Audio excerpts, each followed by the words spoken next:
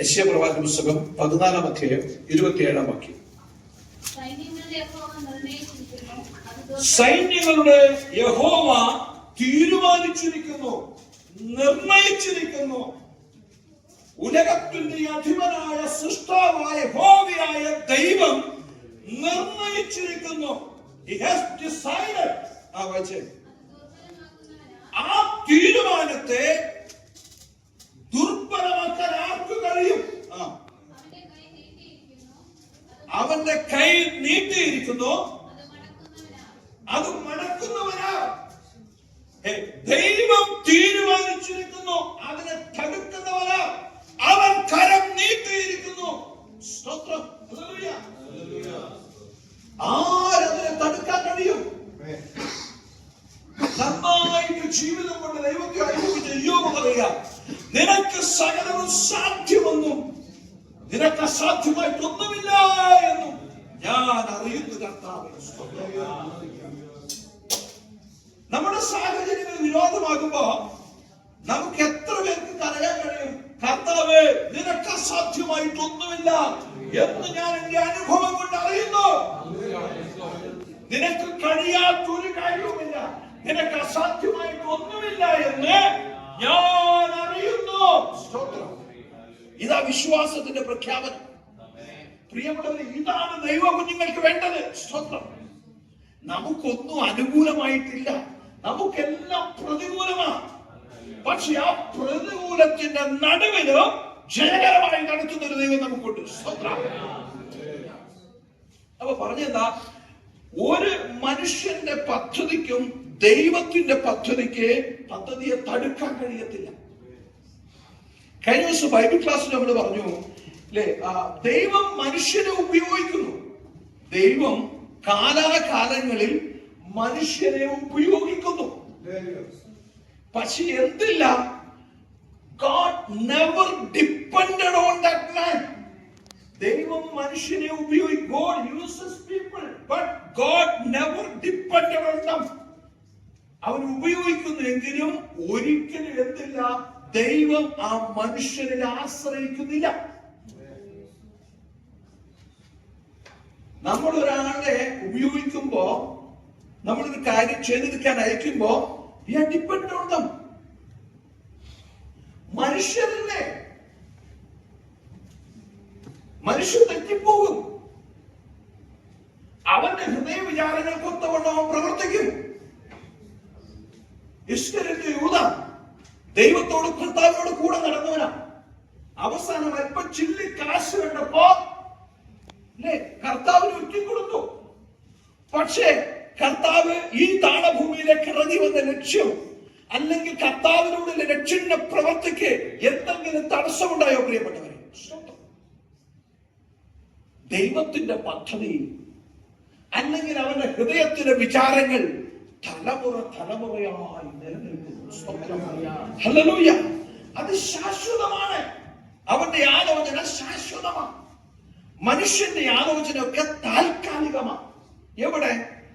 ഈ കണ്ണിന് താഴെയുള്ള കാര്യങ്ങളെ ഇവൻ അറിയത്തുള്ളൂ. സ്തോത്രം അല്ലെ? അപ്പൊ നോക്കിയേ, നമുക്ക് എബ്രായ ലേഖനം 11-ാം അധ്യായത്തിലേക്ക് വരാം. അബ്രഹാമിന്റെ കാലത്തേക്ക് വരാം.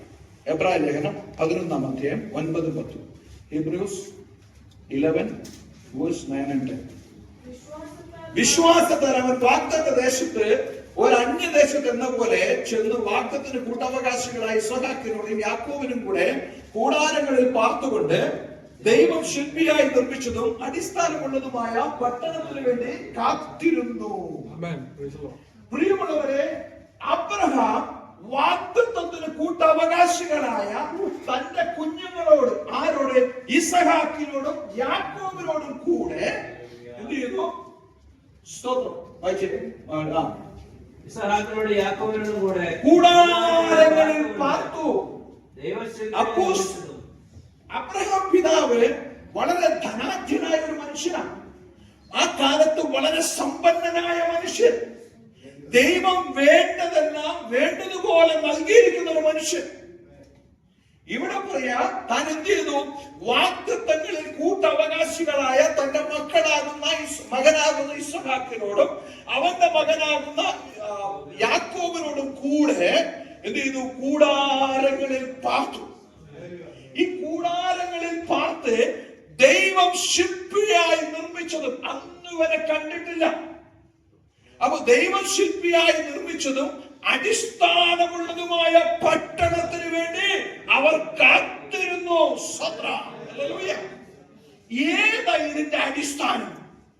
തനിക്കറിയാം ആരാണ് തന്നോട് പറഞ്ഞത്. അല്ലെ, അബ്രഹാം പിതാവിന് അറിയാം ആരാണ് തന്നോട് സംസാരിച്ചത്. സർവശക്തനായ അവൻ ദൈവമാണ് എന്നോട് യഹോവയായ ദൈവമാണ് എന്നോട് സംസാരിച്ചത്. അവന്റെ ആലോചന ശാശ്വതമാണ്.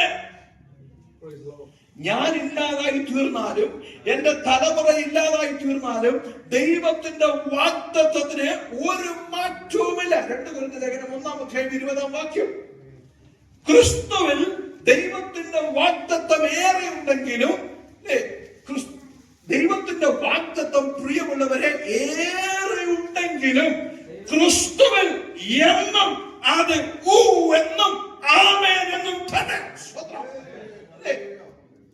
കിട്ടിയോ? ദൈവത്തിന്റെ വാഗ്ദത്തങ്ങൾ എത്രയുണ്ടെങ്കിലും 1:20 അത് രണ്ടര വായിച്ചു. എത്രയുണ്ടെങ്കിലും അവന് എന്നത്രേ. അതുകൊണ്ട് ഞങ്ങളാൽ ദൈവത്തിന് മഹത്വം ഉണ്ടാകുന്നവര് അവനിൽ ആമേൻ എന്നും തന്നെ. എത്ര വാഗ്ദത്തമുണ്ടെങ്കിലും പ്രിയമുള്ളവരെ അതൊന്നും നിങ്ങൾ വ്യാകുലപ്പെടേണ്ട. സാഹചര്യങ്ങളെല്ലാം മാറി മറിഞ്ഞു വരുമ്പോഴും ദൈവം പറഞ്ഞതിന് ഒരു മാറ്റവുമില്ല. പുല്ലുണങ്ങുന്നു, പൂ വാടുന്നു, ദൈവത്തിന്റെ വചനത്തിനോ 40:8 ദൈവത്തിന്റെ വചനത്തിനോ ഒരു മാറ്റവുമില്ല. It never change. നമ്മുടെ സാഹചര്യങ്ങളൊക്കെ മാറി മറിഞ്ഞേക്കാം.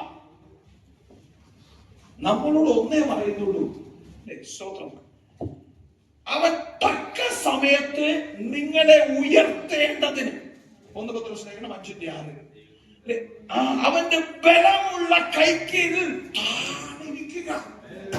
ദൈവത്തിന്റെ ആലോചന കേട്ട് മനുഷ്യന്റെ ആലോചനയ്ക്ക് പുറകെ പോകാതെ, ലോകത്തിന് പുറകെ പോകാതെ, പറഞ്ഞവന്റെ വാക്ക് ആരെന്ന് തിരിച്ചറിഞ്ഞ് വിശ്വസിച്ച് അവന്റെ ബലമുള്ള കൈക്കീഴിൽ താണിരിക്കണം. Be under his mighty wings.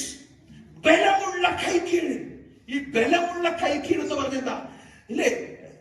Recognize and accept that he is my Lord and Savior. എന്റെ കർത്താവാണ്, അവൻ എന്റെ രക്ഷകനും എന്റെ ദൈവമാണെന്ന് തിരിച്ചറിഞ്ഞ് എന്ത് ചെയ്യണം? അവന്റെ ബലമുള്ള കൈക്കീഴിൽ താണിരിക്കണം. എന്താ നമ്മൾ വായിച്ചേ? ബലമുള്ള കൈക്കീഴിൽ താണിരുന്നാൽ അവൻ തക്ക സമയത്ത് ഉയർത്തുന്നത്.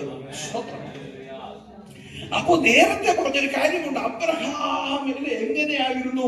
കൂടാരങ്ങളിൽ പാർത്തു. എന്നിട്ട് സ്തോത്രം, കൂടാരങ്ങളിൽ പാർത്ത് ദൈവം ശില്പിയായി നിർമ്മിച്ചതും അടിസ്ഥാനമുള്ളതുമായ പട്ടണത്തിനെ കാത്തിരുന്നു. നമ്മളോട് പറയാ ഗലാത്യർ 3:7 പറഞ്ഞു, ഞാനും നിങ്ങളും കർത്താവിൽ വിശ്വസിക്കുന്നു. അബ്രഹാമിന്റെ മക്കളെങ്കിൽ കർത്താവിൽ വിശ്വസിക്കുന്നവരെ അബ്രഹാമിന്റെ മക്കൾ, കർത്താവിൽ വിശ്വസിക്കുന്നവർ അബ്രഹാമിന്റെ മക്കൾ. സ്തോത്രം. ഞാനും നിങ്ങളും അതേ പാത പിന്തുടരണം. പ്രിയമുള്ളവരെ, ഇത് ലോകത്തിന് ഭോഷത്വമാണ്. ക്രൂശിന്റെ വചനം 1 കൊരിന്ത്യർ 1:18 ക്രൂശിന്റെ വചനം നശിച്ചു പോകുന്നവർക്ക് ഭോഷത്വമോ, രക്ഷിക്കപ്പെടുന്ന എനിക്കും നിങ്ങൾക്കോ അത് ദൈവശക്തിയുമാണ്. ഇത് ലോകത്തിന് ബോധ്യമാകത്തില്ല. ലോകത്തിന് ഇത് ഭോഷത്വമാണ്. അവര് പറയും ചുമ്മാ. പക്ഷെ അനുഭവിക്കുന്ന നമുക്കോ അത് ദൈവശക്തിയാണ്. ഇതുകൊണ്ട് അവർ നമ്മുടെ അനുഭവത്തെ, എനിക്ക് കർത്താവിനുള്ള അനുഭവത്തെ മറ്റാർക്കും ഖണ്ഡിക്കാൻ പറ്റത്തില്ല. കാരണം അതെന്റെ അനുഭവമാണ്. നീ കണ്ടിട്ടില്ല ആരോടെങ്കിലും പറയാ കർത്താവിൽ വിശ്വസിക്കുക, കർത്താവിൽ ധൈര്യപ്പെടൂ, കർത്താവിൽ ബലപ്പെടൂ. അവരെന്ത് പറയും? നമ്മളോട് ഞാൻ പറയുന്നില്ല, തിരിഞ്ഞു പറയും. ചുമ്മാ ഒരു ഗോത്രക്കാരൻ വന്നിരിക്കുന്നു, സൂത്രത്തിൽ സ്വോത്രം പറയും. സ്തോത്രം. എന്നിട്ട് പറഞ്ഞേ വേദവചനം പഠിപ്പിക്കുന്നു. ക്രൂശിന്റെ വചനം നശിച്ചു പോകുന്നവർക്ക് ഭോഷത്വം. പക്ഷേ രക്ഷിക്കപ്പെടുന്ന എനിക്കും നിങ്ങൾക്കോ അത് ദൈവശക്തിയാകും.